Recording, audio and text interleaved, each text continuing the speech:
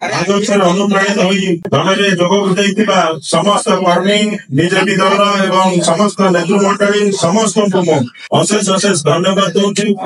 ଆଶା କରୁଛି ଆପଣ ମାନେ ନିଶ୍ଚିତ ବିଜୁ ଜନତା ଦଳରେ ଜଏନ କରିବା ଫଳରେ ବିଜୁ ଜନତା ଦଳ ଉତ୍ତର ନିର୍ବାଚନ ମଣ୍ଡଳୀ ଆହୁରି ସୁଦୃଢ ହେବ ଏବଂ ସୁସଂଗଠିତ ହେବ ଏବଂ ନିଶ୍ଚିତ ଭାବରେ ଆଗାମୀ ଦିନରେ ହେବାକୁ ଥିବା ସାଧାରଣ ନିର୍ବାଚନରେ ବିଜୁ ଜନତା ଦଳ ସପକ୍ଷରେ ଆପଣ ମାନଙ୍କର ବିଶ୍ରାମ ନିଶ୍ଚିତ ଭାବରେ ବିଜୁ ଜନତା ଦଳକୁ ଆହୁରି ମଜବୁତ କରିବ ଏବଂ ତା ସହିତ ଆଜି ଏଠାରେ ଉପସ୍ଥିତ ଥିବା ସମସ୍ତ ବିଜୁ ଜନତା ଦଳର ନେତୃମଣ୍ଡଳୀ ସମସ୍ତଙ୍କୁ ମୁଁ ଅଭିନନ୍ଦନ ସ୍ୱାଗତ ଜଣାଉଛି ଏବଂ ସମସ୍ତେ ଏଠାରେ ଉପସ୍ଥିତ ରହି ଏ କାର୍ଯ୍ୟକ୍ରମକୁ ସଫଳ କରିଥିବାରୁ ମୁଁ ସମସ୍ତଙ୍କୁ ଅଶେଷ ଅଶେଷ ଧନ୍ୟବାଦ କରୁଛି। ବର୍ତ୍ତମାନ ଅନୁରୋଧ କରୁଛି ଆମର ଯୋଗ ଦେଇଥିବା 5 ନମ୍ବର ୱାର୍ଡର ଯିଏ ଥିଲେ କ୍ୟାଣ୍ଡିଡେଟ ବିଜେପିର ସୁନିତା ପତି ମହୋଦୟା ତାଙ୍କୁ କହିବେ ସେ ତାଙ୍କର ବକ୍ତବ୍ୟ ସଂକ୍ଷେପରେ ରଖିବେ। ଆଜି ବହୁତ ଖୁସି ଲାଗୁଛି ଯେ ମୁଁ ବିଜେପିର ଜଣେ 25 ବର୍ଷର କାର୍ଯ୍ୟକର୍ତ୍ତା ଦଳ ଛାଡି ଆଜି କଟକ ଭଳି ଯୋଗଦେଲି ଭାବିଥିଲି। ଆମର ନବୀନ ବାବୁଙ୍କ ଅନୁପ୍ରାଣିତ ତାଙ୍କ ଇଏରେ ଆଉ ପାଖ ଭାଇଙ୍କ ମତେ ପାଖ ଭାଇଙ୍କର ଅନୁପ୍ରାଣିତ ହୋଇ ଆଜି ଯୋଗଦେଲି। ବହୁତ ଖୁସି ଲାଗୁଛି। ମୋ ସହିତ ମୋ ୱାର୍ଡର ଶତାଧିକ କର୍ମୀ ମଧ୍ୟ ଆସିକି ଯୋଗ ଦେଇଛନ୍ତି। ତାଙ୍କ ଇଏରୁ ମତେ କହିବା ପାଇଁ ପଡିଲାନି ଯେ ଆମେ ଯାଇ ଯୋଗ ଦେବା, ସିଏ ତାଙ୍କ ଆଡୁ ହାତ ବଢେଇକି ଆସିଛନ୍ତି ଯୋଗ ଦେଇଛନ୍ତି। ଆଜି ଆପଣ କେତେ ଜଣ କର୍ମୀ ତଥାପି ଜଏନିଂ କରିଛନ୍ତି ଯାହା ଫଳରେ ଉତ୍ତର ନିର୍ବାଚନ ମଣ୍ଡଳୀର ଆଗକୁ ଯୋଉ ନିର୍ବାଚନରେ କେତେ ସୁଦୃଢ ହବ ବାପୁ ଭାଇଙ୍କୁ? ଆମେ ପ୍ରାୟ 1200 ପ୍ରତିଶତ ଯୋଗ ଦେଲେ ଜଏନ କଲେ। ଆଜି ନିଶ୍ଚୟ ମାନେ ରହିବ ନବୀନ ବାବୁଙ୍କର ମାନେ ସଂଗଠନ ଭଲ ଅଛି ଆଗକୁ ବିଜେଡି।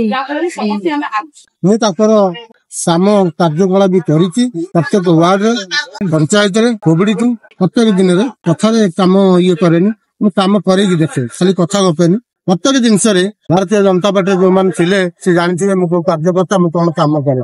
ମତେ ସେମାନଙ୍କର କାହିଁକି ଅଲଗା ପ୍ରକାର ମତେ ସବୁ ଜିନିଷ ବ୍ୟବହାର ଲାଗିଲା। ଯୋଉ ଉଦୁଦିଆ ଖରା କୋଭିଡ ଟାଇମରେ ଲୋକ ମରିକି ପଡୁଥିଲେ ସେଠି ବି ଯାଇକି ଲୋକଙ୍କ ପାଖରେ ପହଞ୍ଚି ଯୋଉ କୌଣସି କାମ ମୁଁ କାମ କଣ କରିଛି ସେଟା ଭୁବନେଶ୍ୱର ଜାଣିଛନ୍ତି, ଅନ୍ୟ ଖୋର୍ଦ୍ଧା ଡିଷ୍ଟ୍ରିକ୍ଟରେ ବି ଜାଣିଛନ୍ତି, ତାଙ୍କ ନିର୍ବାଚନ କନସେସନ ବି ଜାଣିଛନ୍ତି। ମୋ ମନ ଟିକେ ତାଙ୍କ ପ୍ରତି କାହିଁକି ମୋ ପ୍ରତି ତାଙ୍କର ଇଲେକ୍ସନ ମୁଣ୍ଡ ଉପରେ ଆସିଲା ସଂଗଠନ କରିଛି କିନ୍ତୁ ମତେ ଟିକେ ମନ ଦେଖା ଭଳିଆ କଲେ କି ମତେ ଅନ୍ୟ ଜିନିଷ କଲେ। ସେଥିପାଇଁ କି ବିଜୁ ବାବୁଙ୍କ ଆଦର୍ଶ ତାଙ୍କ ନୀତି ନବୀନ ବାବୁଙ୍କର ଲୋକଙ୍କ ଓଡିଶା ମାଟି ପାଇଁ ଭଲ ପାଇବା ଆଉ ଯୋଉ ବିକାଶ କାମ କରିଛନ୍ତି ସେଥିପାଇଁ ମୁଁ ମୋର ଖୁସି ହେଇକି ଭାରତୀୟ ଜନତା ପାର୍ଟିକୁ ଛାଡିକିନି ବିଜୁ ଜନତା ଦଳରେ ମିଶିଲି। ଉତ୍ତରରେ ଗୋଟେ ବିଧାୟକ ସେ 5 ବର୍ଷ ଥିଲେ ପୁଣି ବି ରିପିଟ୍ ହଉଛନ୍ତି, ଟିକେଟ ବି ପାଇଲେ। ତାଙ୍କର ସେ ବେଶୀ କଥା କିଛି କୁହନ୍ତିନି, ବେଶୀ ଭାଷଣ ଦିଅନ୍ତିନି, ବେଶୀ ବାଇଡି ବି ଦିଅନ୍ତିନି। ଭାରି ସାଧା ସିଧା ନର୍ମାଲ ଲୋକ।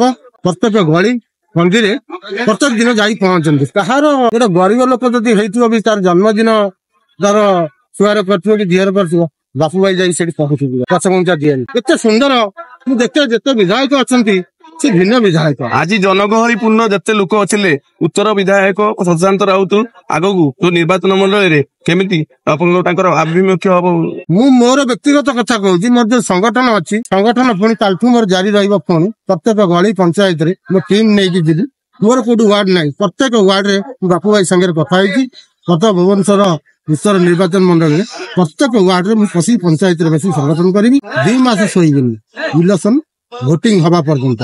ଏମପି କି ଜିତେଇବୁ, ଆମର ସୁଶାନ୍ତ ଭାଇକି ବି ଜିତେଇବୁ, ବାପୁ ଭାଇକି ଜିତେଇବୁ, ନବୀନ ପଟ୍ଟନାୟକ ହାତ ମଜବୁତ କରିବୁ। ସାରା ବିଶ୍ୱରେ ଓଡିଶା ପୁଣି 1 ନମ୍ବର ରାଜ୍ୟ ହେଇକିନି 1 ନମ୍ବର ମୁଖ୍ୟମନ୍ତ୍ରୀ ରହିବ। ଏକମାତ୍ର ବାପୁ ଭାଇ ବି ଏମଏଲଏ ହେଇକି ଆଗକୁ ମନ୍ତ୍ରୀ ହେବେ ବୋଲି ଆମ ଆଶା ରଖୁ।